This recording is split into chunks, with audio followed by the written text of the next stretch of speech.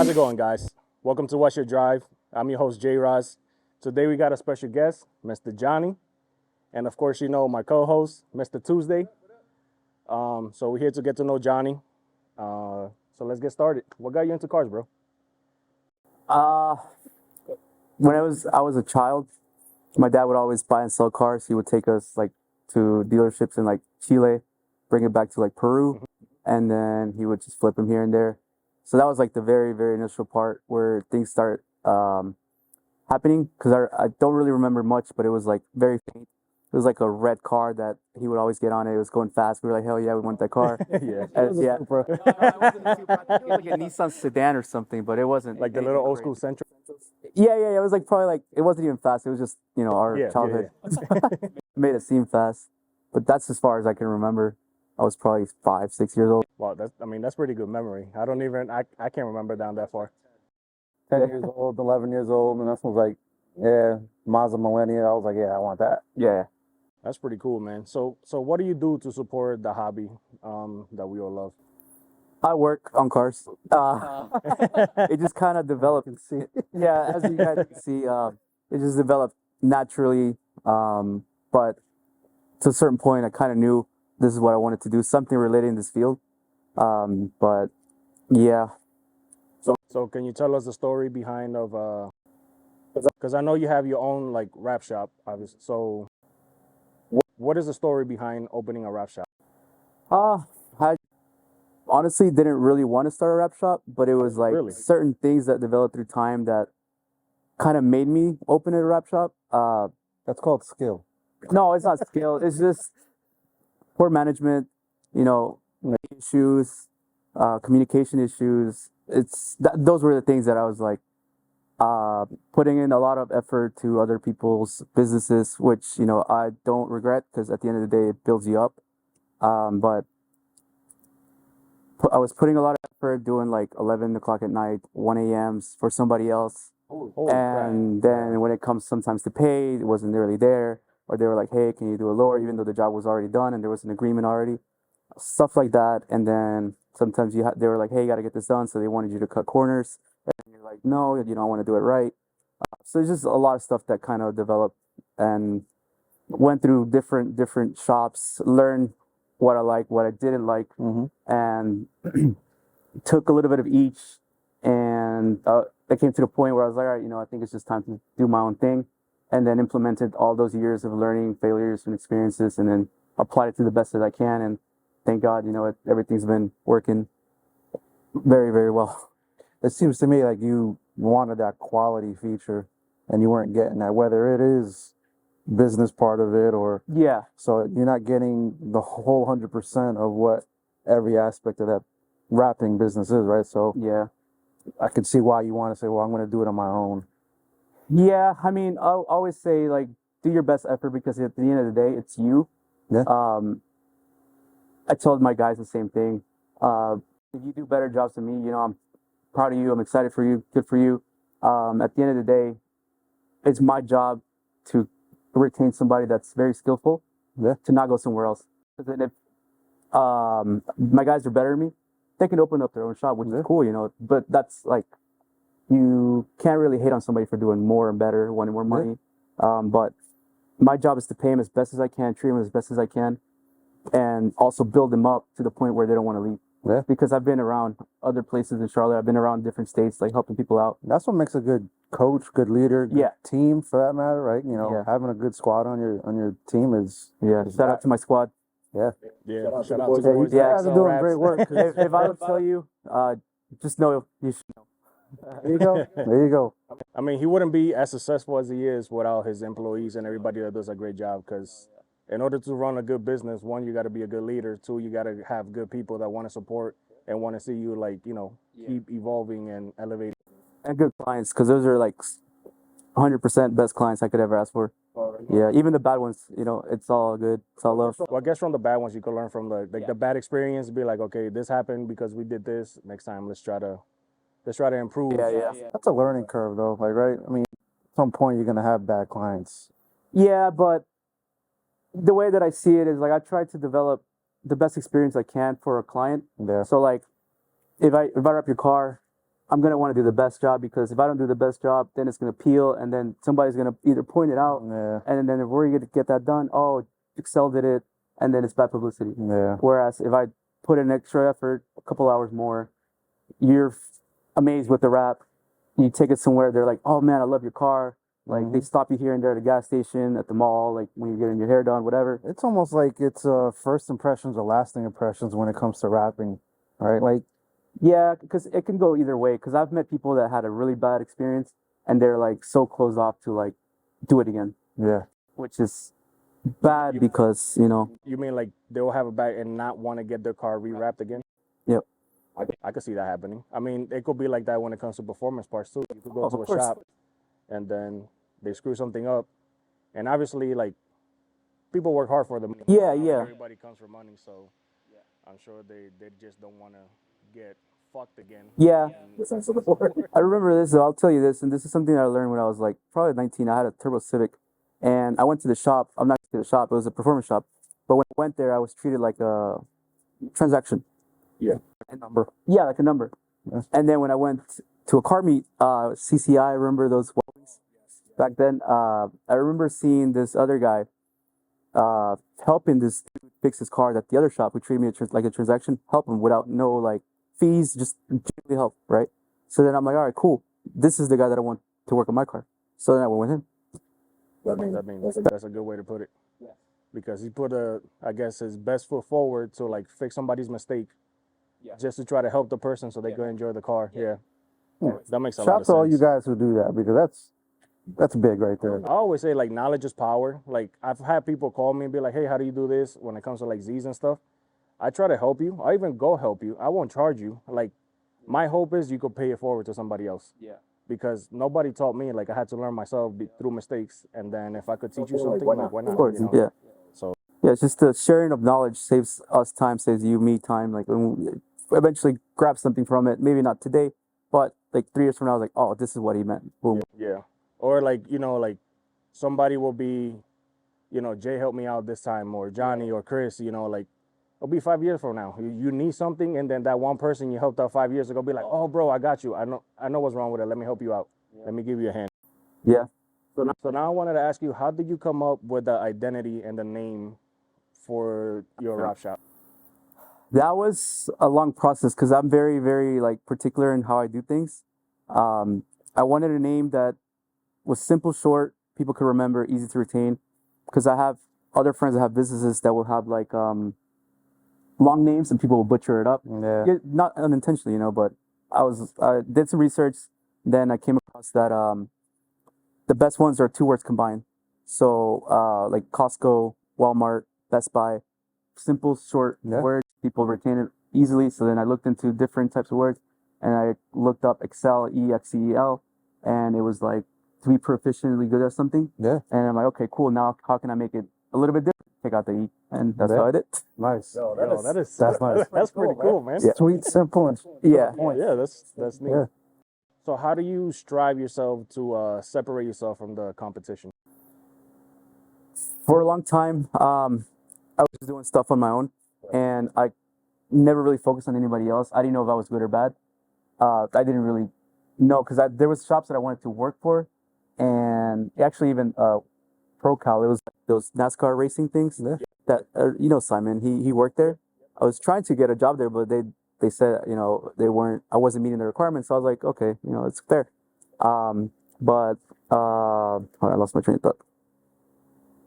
What was this question? It was how do you separate yourself from the competition?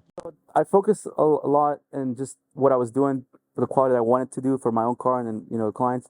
And I started meeting other people, and then I noticed like, hey, I work a different way. Everybody can do the job, but it's different ways, to do it. And then at a certain point, it's just better to just focus on yourself. It doesn't matter who's doing what, because the energy that you put into somebody else is energy you can put into your business. So like, I just tell the guys, I tell myself, like, do the best you can. There's going to be times that something's going to fail here and there, maybe bad quality material, bad batch. As long as you fix it, it's good. So whatever else somebody does, I'll probably look at it here and there, but it's not like I'm like invested in anybody else. So yeah, because you can kind of make yourself not depressed, but a little upset. Like you could be having a slow week, or you could be having like a slow month, and then you see somebody else busy, right? Yeah. But everybody has their time, man. There's people that I've met that are like busy and then slow and then busy again. It's just the wave. So Yeah. that's why I don't look at anybody else, man. Maybe Cali. There's only one in Cali, Impressive Rep. Content, follow What's Your Drive on Instagram, TikTok, and YouTube. Be sure to give us a like, comment, or share. And now, back to the video. Impressive Reps. They're in Cali though, but they're a big company, but they're far away to the point where it doesn't really matter. But it's cool to see certain things. But if it's close to home, I don't really care, dude. So how do you go about picking like your team, the people that work for you? Is there any like process that you put them through in order for them to come work for you? Depends Is if there it, a wrapping test? if it has skill test, yes. Like when we put to the test, we've had people from like overseas that came here that you know we tried out. Again, dude, it's so crazy. Everybody works differently. Like you could wrap your car, I could wrap the car, same outcome, but I did a different approach. You did a different approach. Doesn't mean yours is better or mine's not, or you know. But it's just like we do it a different way. Like kind of how you were talking about the thing in the back. Yeah. It's just one of those things that I tell even my friends, my competitors. I'm like, hey, I found out this thing. It's a little bit easier to do, but a lot of them are not doing it. Do you find if you have someone who's doing a wrap a certain way and it affects the business, the process time, would you have the need or have the feel to say, I need to step in and say, listen, not that you're doing it wrong, but we got to do it a different way because X, Y, Z. Yeah, and that's At that point, it's not affecting the entire house, right? yeah, but that's the balance that you kind of have to find, and that's what I need to work on, honestly, because like I'm very good at I'm very heavy on efficiency. Yeah. Because we're here for a certain amount of time. Why not make the best of it, right? Why not getting everybody paid, getting the customer their car back faster, better, more efficient, less lines, less trash. Why not? But I mean, if you're like I said, I'll my guys, I'm an open book. I have never hit anything as far as like installation goes. I've showed them as I can the easiest way to do this, easiest things, like simple it down to the point where it's just repetition. Yeah. And some apply, some not, but eventually you see it. Like one of my boys is starting to see now, because I'm very big on saving material, because accidents happen, whether it's me or we had a client that damaged something the next week. Hey, we have extra material, no worries. But they don't see why I wanted to keep all the material, right? But then when it comes time to it, hey, I'm very short on material, I have no more, and I made a mistake. Now it's like, hey, the client's gonna have to wait. Hey, I gotta do 1 day shipping. Hey, we gotta stay late. So then it's just like steps you can avoid to avoid that headache that I've already went through. Staying finishing the car at 3 a.m. in the morning. That's like, tough. yeah. Damn, that's tough. really hard. So I'm just trying to like give them the shortcut. So how did you go? Like, I know you buy the wrap like for the business. So how do you pitch that to whoever sells the wrap, like 3M and Tech, or like what Tiny buy? Like those kind of guys? So it depends. I always tell them like, hey, what's your favorite color? Hey, what's your goal? Do you want like a color change? Do you just want to like change it up a little bit? Then it depends like how OCD are you? Because some people are more OCD than I am, and then some people are not. Yeah. Like I have clients who can literally see something from that Volkswagen. Yeah. And I'm like, oh crap, Yeah. So it depends. You kind of have to like learn what the client wants and what they need, and then based off that, I'm like, all right, you're gonna keep it for 2 years, 3 years. I know Tech, best glossiest film. If you want a easier maintenance on it, PPF, they got color PPF now. Yeah. So it just depends. Every person's different. So, every aspect. Yeah. Budget and all that. Yeah. So like, if you want a nice red, that G-Wagon is probably one of the nicer reds they offer. That is a nice red. Yeah. I like that red. So 3M doesn't offer a red like that. Neither does Avery. Oracle does have a nice red, but it just depends, So is there a wrap company that you just completely try to stay away from just because of the quality of the film? To say.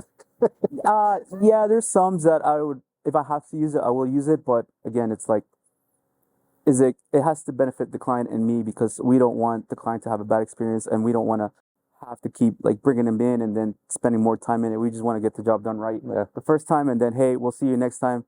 If you need something fixed, great. If you want to rewrap, great.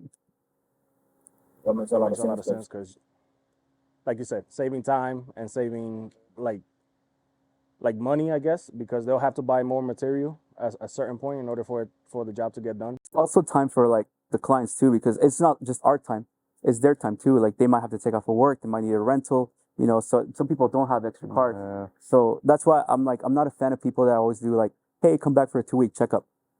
I'm like, 2 week yeah, checkup. some people do that. I don't know why. It's just to make sure everything's good. But like I had a client ask me that.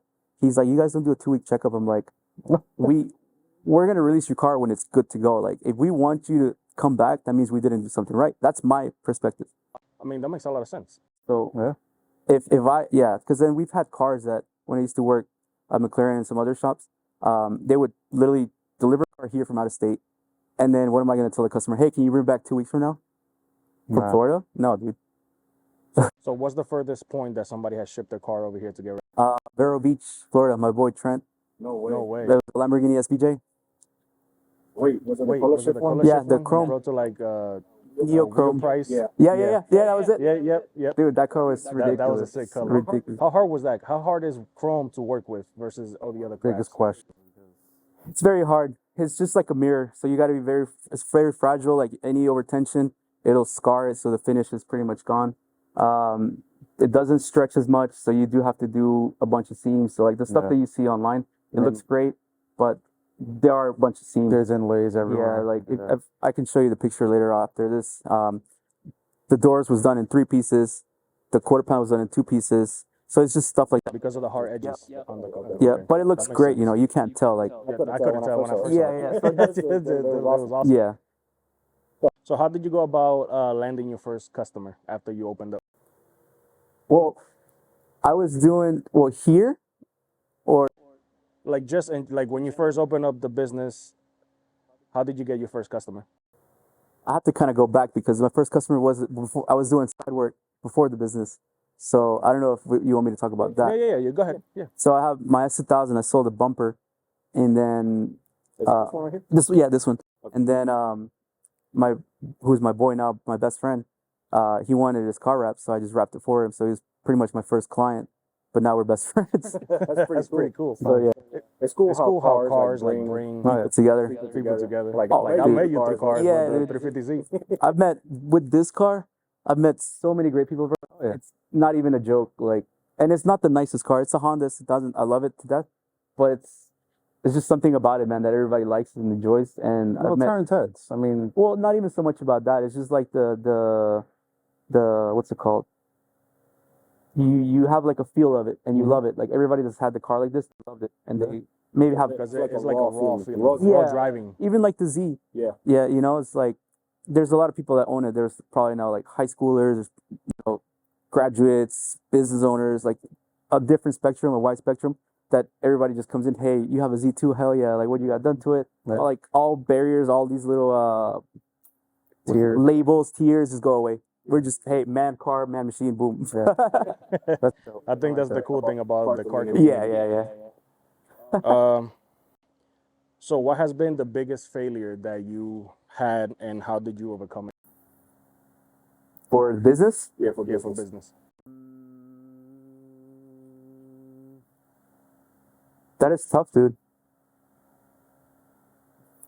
He's perfect, everybody. No, I'm not. No, there's a lot of failures, dude. Just give me a brief, like maybe like a rundown of, I don't know, maybe like 1 or 2. You don't have, not super specific if you don't want. I mean, like failures, you could say like Like what that you consider like a fail, like damn, that put me like in the negative and now I have to like come back or something like that. put in trust in people that will say things but they don't deliver. So like I had somebody print out something for me and they gave me the runaround. It was 2 weeks. I had the truck already here. Long story short, material was pretty much destroyed. It was like 2 rolls of material plus their labor and laminate and print. So I just literally threw everything. It's still over there. It's not even the trash. But I literally started over from scratch, and shout out to Atlantic. They helped me out. My competitors, they were able to get that in for me like within the week. So the client was very happy, and job was excellent, like really, really excellent. What he wanted with the print, and you know that was a failure that, believe it or not, my competitor actually saved my ass on. So I mean, like, it's also like people just see like, okay, you have a wrap shop. Like you mentioned Atlantic, you know, they helped you out. They have a wrap shop. Yep. It doesn't mean that you guys can't be friends because there's enough cars and enough business out there for everybody. If you need a hand, and then like that instance, for example, they were able to, you know, help you out. Yeah. Like that's the cool thing about being a business owner and not being with your head up your ass that you'd be like, oh no, I can't get help from them because they're my competitor. That's more of an internal thing, I think. It's kind of how you go back. How do you go about no competition? I think like there's something that I saw online that was like competition is at the bottom, collaboration is at the top. So like, why not help each other grow? You know, we're in the same industry. We have the same like issues. Like, and I think that's why I like Atlantic, because I see Mike, the owner, as like an older me to a certain way. So I'm like every time I see him, I talk to him. I try to see, hey, how you doing? Like, you know, how you cope with certain things. Because at the end of the day, it's knowledge that he has that I would love to learn. Yeah. Shout out to Mike. You guys are great over there. Yeah. That's pretty cool though. It gives you something to look forward to. You're like, yo, he's this age and he's still doing what I love. So like, that means. What I was impressed with Mike, and I didn't realize he did it, was this pinstriping skill. Oh yeah. Dude, Mike, your pinstriping, I saw one video on it. It was like what they paint? Yeah. Hand painted stripes. Hand paint pinstripe. Yeah, You gotta have some that's good, a skill. That is a skill because it's incredible. So what's one piece of advice that you could give somebody that is starting their business that you wish you had when you were starting? There's a few things. One, you need to have support from a friend, from your partner, parents, whoever. Some sort of support, because dude, there's gonna be times you're gonna be like, I don't know what I'm doing. Yeah. Like I'm gonna sell out, shut down, whatever. Is it the right call? Yeah. Yeah. You need a second opinion that's like genuine. You don't want somebody that drives you down, but that as well as you need to be committed, because there's times that you're not gonna want to do anything and you have to do it. Yeah. If you, like I said, it's just if you do something, just go all the way. Yeah. You're either in or out. If you're not all the way in, then man upstairs knows, man. Yeah. It's funny because you and I had that conversation today at breakfast, and it was like, you got to pull the trigger, and pulling that trigger is a waterfall effect beyond, comprehension. Like everything happens because you did one thing. It's because of taking that first leap, that first step into that direction is key, right? Unless, other than that, you just be stagnant and you just. Yeah, action, bro. Action is very powerful. Yeah. There's a lot of committed, I guess. repetition, action. There's a lot of things that people think and they have great ideas, but they never execute, and then somebody else does it. And then they'll be like, oh man, I should have done that. Yeah. Oh yeah, it's like, oh, I could have done that, But So had this. Well, I can't even freaking talk. Has there been any books, like podcasts or like mentors that you had in your journey to opening the business that you've read and stuff or seen? yeah, I'm very big on self-development, so I'm always like trying to learn more about myself, about people, about nature, universe, whatever, maybe. So, I mean, podcast, Joe Rogan, Jordan Peterson. I love Yeah, Joe Rogan's cool, man. Books, there's a lot of books. There's a book actually that made me quit my original job No way. back then. Yeah, dude. What was it? Rich Dad Poor Dad. Love that book. Yeah. Love that book. Have you read it? I haven't read it Rich yet. Dad to Poor. read They it, even bro. have it in audio. Yeah, Like you you got the have to audio. listen to Yeah. it. Dude, It's a it's game insane. changer, bro. Game changer. Really? My book of choice was The Subtle Art of Not Giving a Fuck. Yep, that's a good one. Yeah. I haven't read that. That's it's up there. I'm over Yeah. here talking like I'm a big reader.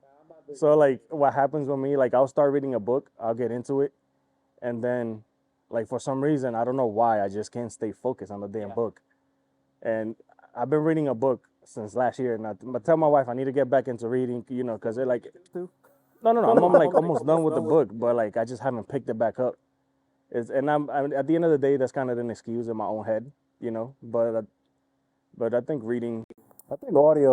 Audiobooks, that's what I've been audio doing. would been do doing you good audiobooks? because Yeah. you're driving all day long, right? So, Yeah. Oh yeah, if you drive, because I'm here like hands-on, like I'm just listening to books here and there. And I mean, I guess I could say that that's a thing because I drive semi trucks, so I'm always have to be like laser focused on the road, all the drivers and stuff like that. So when I come home, sometimes even when I record and I do videos and stuff like that, it just like the time that I have to spend on the screen. Because think about it, right? We're gonna be here talking for about an hour.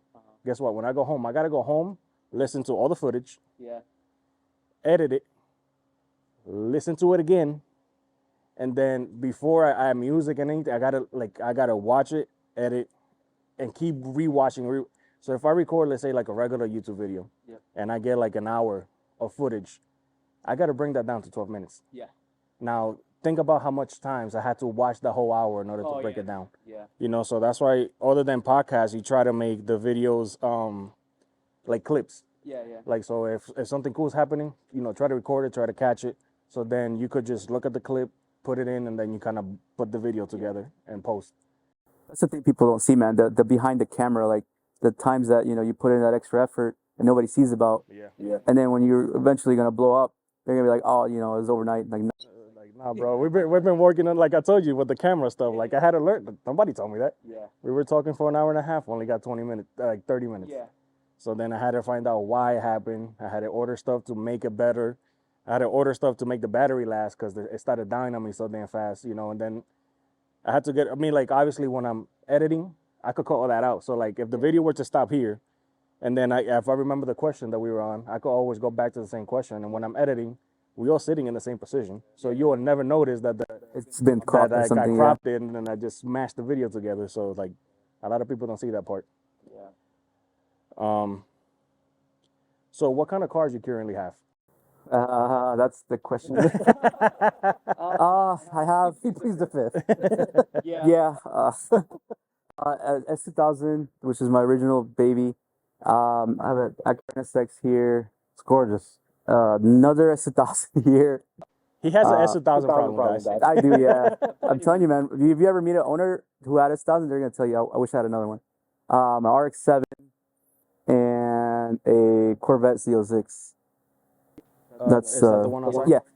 That's the one. He asked me, he was like, is that him? And I was like, I don't think he has a Corvette, but I mean, it could be. Yeah. I didn't know if that was yours or not. So, can you tell us a little bit about each one? Like, what modifications have you done to your first car? So this one is turbocharged. It's mostly stock motor, ARP head studs, AP2 keepers and retainers, tune at boost by gear. So max is 17 pounds boost, pushing almost 500 wheel horsepower. That has to be funny, that little thing. Dude, yeah, it's like a little. You saw me flying by. Yeah, It's a little car. Dude, he came into the shop. We thought he was on level 5 GTA. Where are the cops? They coming. 5-star. What's the shop that people run into? Los Santos. I thought you were pulling into Los Santos. And it's a wrap shop. That's funny. Pulling into Los Santos just to get away from the cops. I've been told here, people come in. This is like GTA. I'm like, bro, yes, it is. Oh, that's freaking funny, dog. What about the NSX? And it's Talk to me about that. 'Cause That's dream. his dream car. That is He loves the my- NSX. That is also my dream car, man. Mostly stock. I've just lately been doing maintenance on it, just lowering springs. I bought some coilovers already, exhaust. Nothing too crazy yet. Bought the wheels too, like last year. I don't want to put too much into it because I like reliability now. My friend has a twin turbo, Tom. Oh, the orange one? Yeah.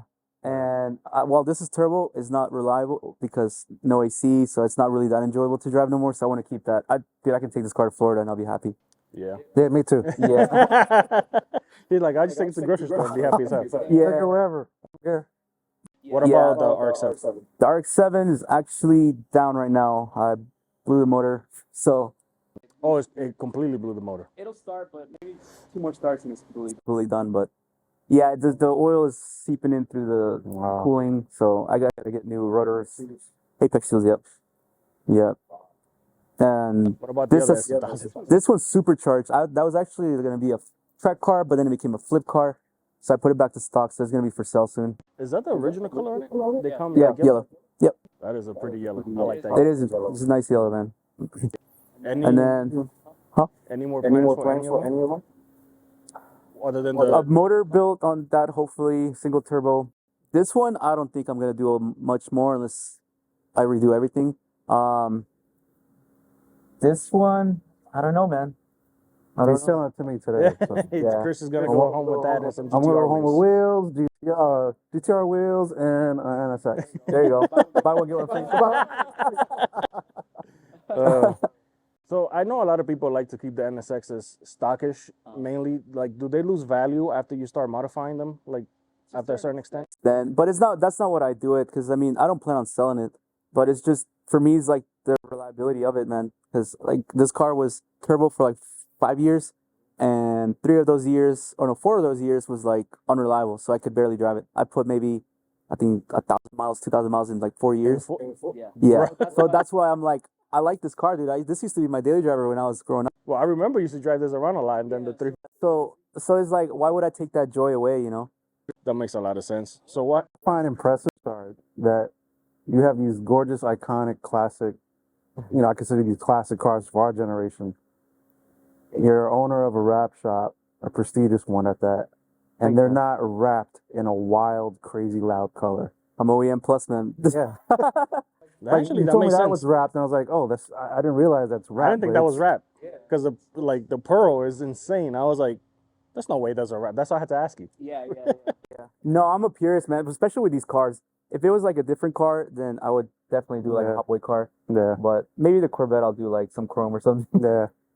What has been your favorite memory with, like, any of the cars that just stands out from owning the car?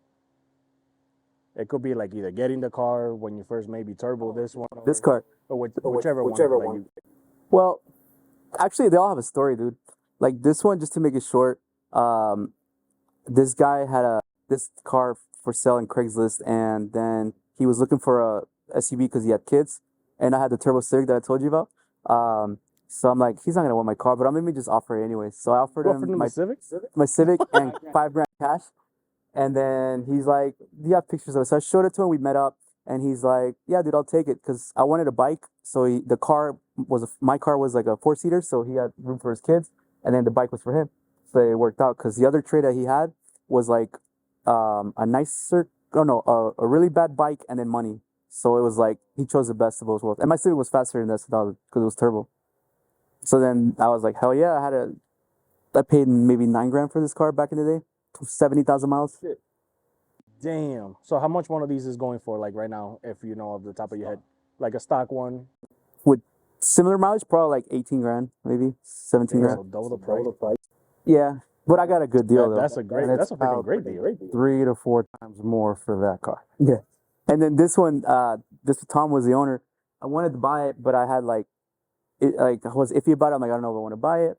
And then somebody put a deposit, so they were like, somebody bought it. Yeah. And I'm like, if the deposit, if they don't buy it, I'm in. Yeah. And long story short, they didn't buy it. So I'm like, all right, this is a sign. It's my time. Went to the bank, got a loan. Yeah. They gave it to me. So I'm like, all right, there's another sign. Let's do it.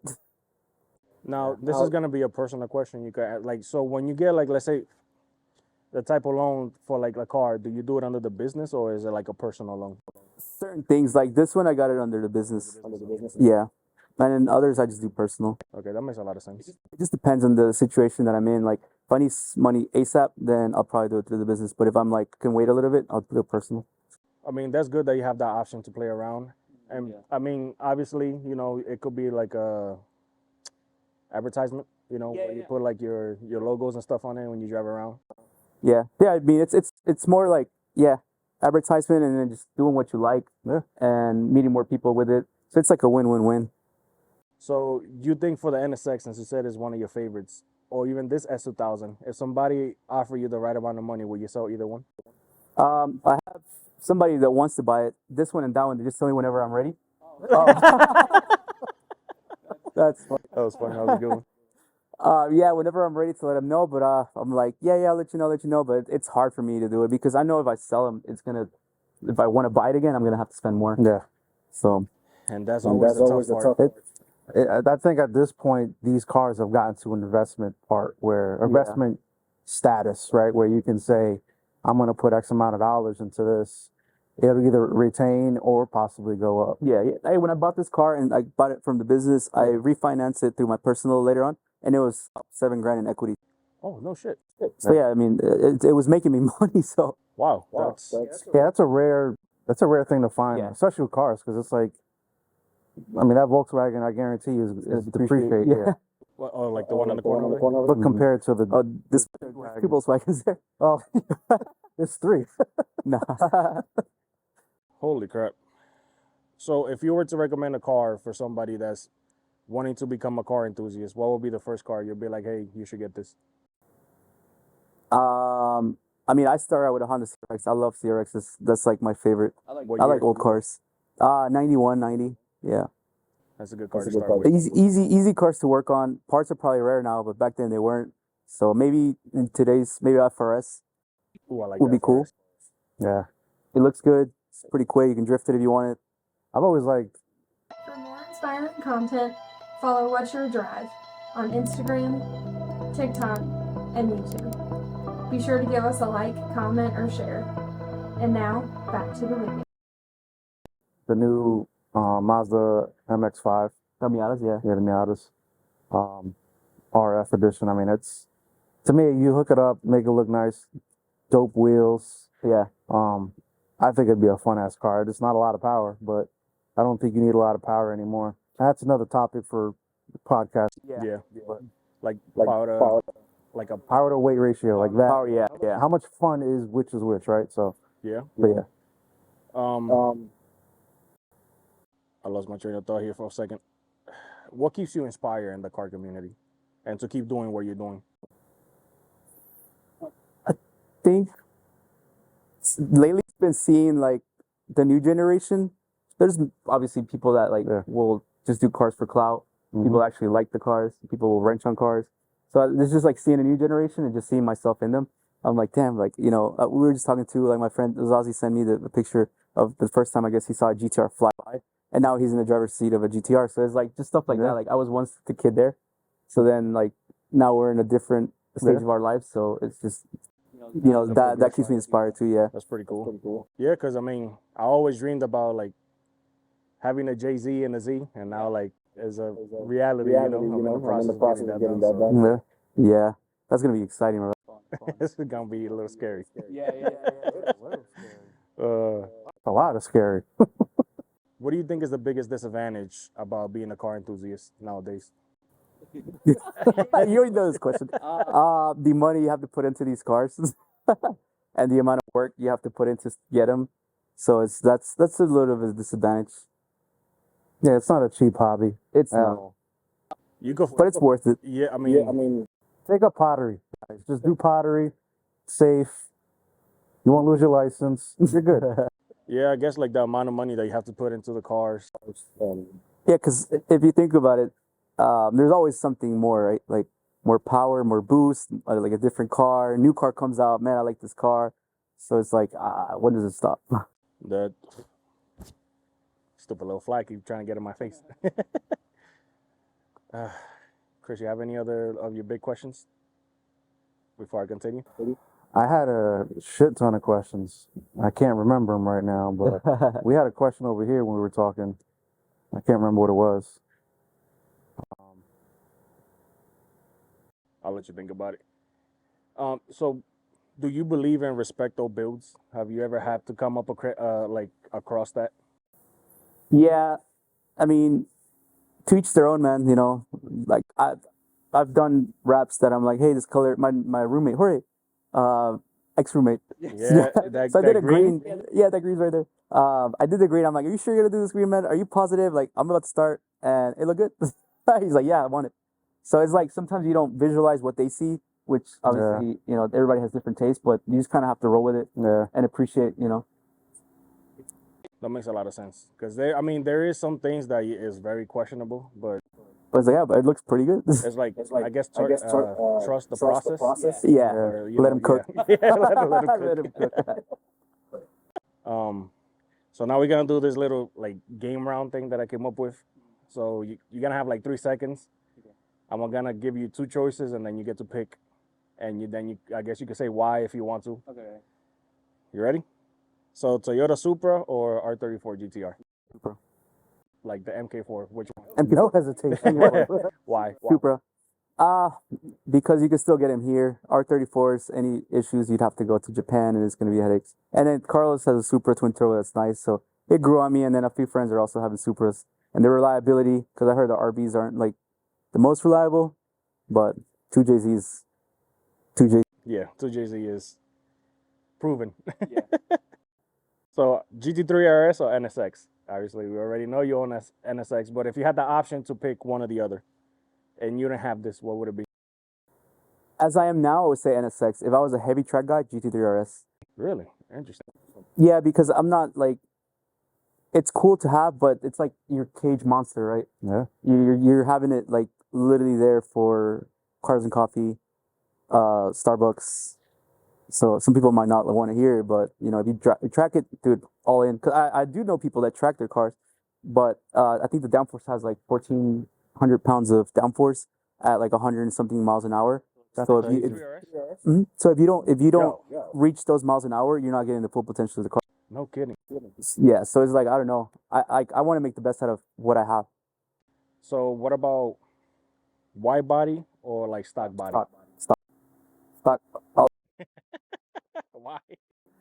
I used to be into white body when I was younger, but like the S2000s, the stock bodies is perfect for me. Stock motor, stock everything is better than the turbo one because again, reliability. Okay. It's smooth, quiet. You hear the RPMs good. Like it might not be as fast, but it's still enjoyable. That makes a lot of sense. Now, coilovers or bags? Ooh, coilovers. Coilovers. Bags are for groceries, bro. That's what they say.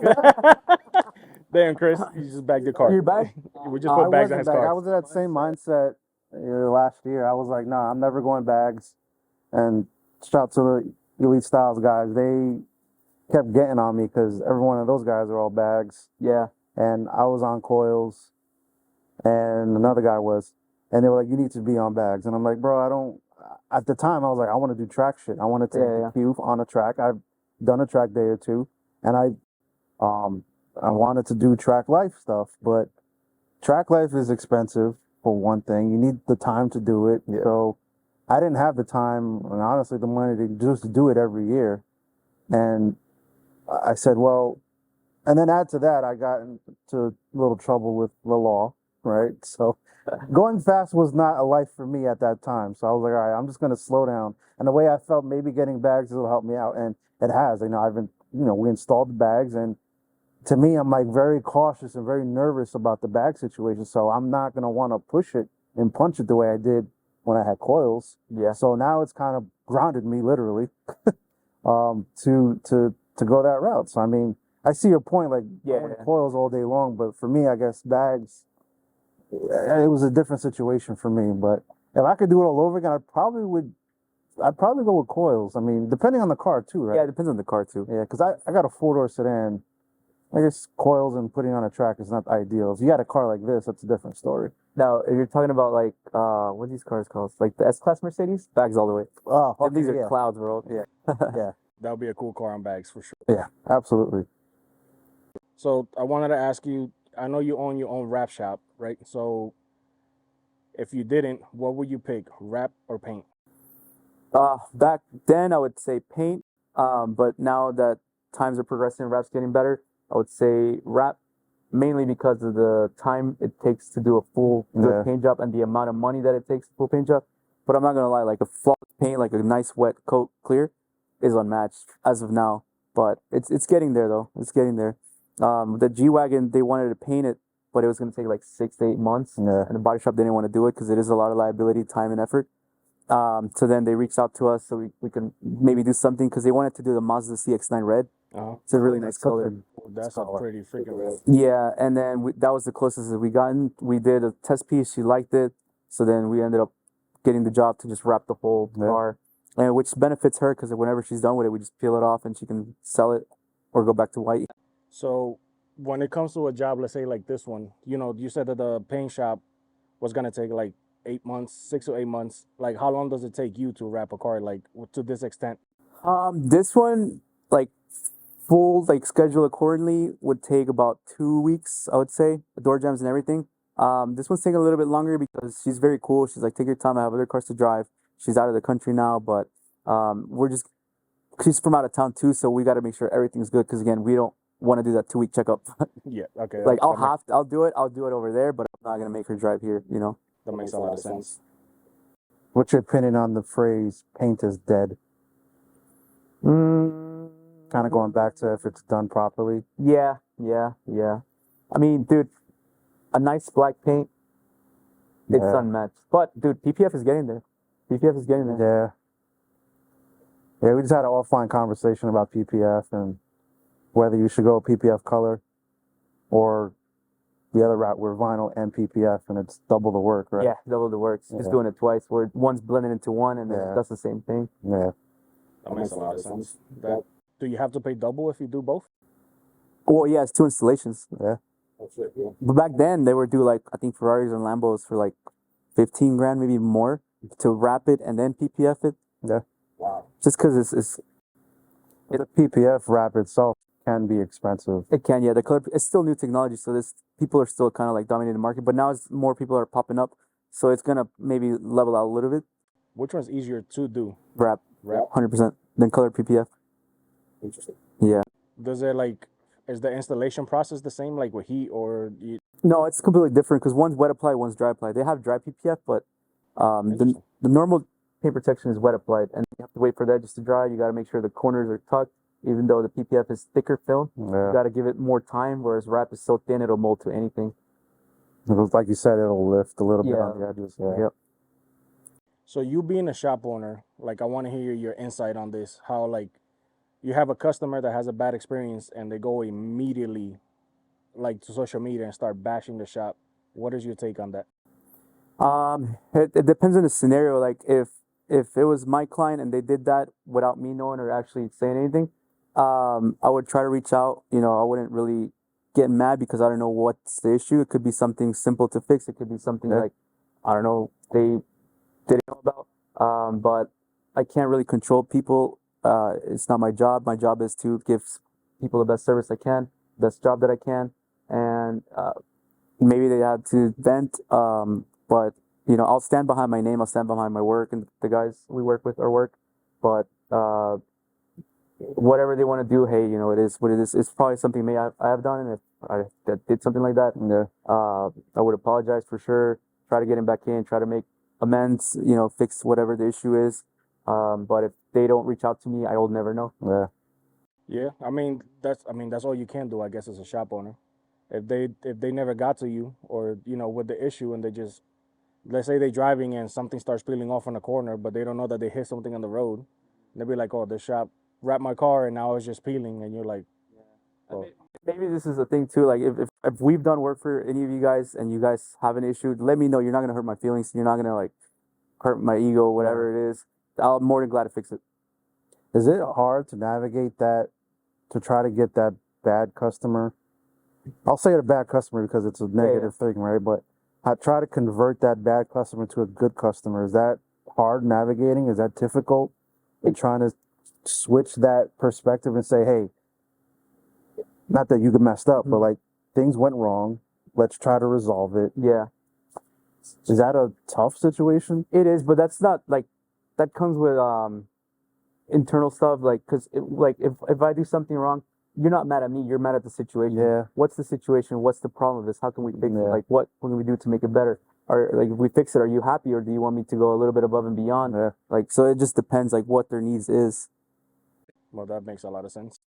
Yeah, because that's tough, because it's not like you have repeat clients, right? But that repeat client, let's just say, is every 2 years, 3 years. It's not a weekly thing. Yeah. So you have to make, like we were saying before, your first impressions are your lasting impressions when it comes, in my opinion, when it comes to vinyl wrapping. Like, you have to put out a good product, and that good product has to be lasting. Yeah. And that's a tough bar to reach. It is. At some parts, yeah. Yeah, like initially when I first starting out, I was like learning the material, like years, this is like 2013, 2014. I'm like, is it gonna hold? But then throughout time, you kind of like trial and error, like you courses, whatever.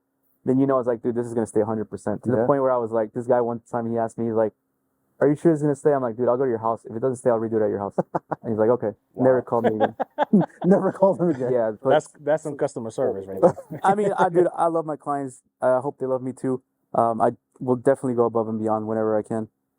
So is there a specific thing you tell the clients, like let's say this lady with the G-Wagon, when she gets her car back, is there like instructions you give her, like do's and don'ts because of the car is wrapped or the kind of film that she has? Yeah, so basically the question would be, have you ever had a wrapped car?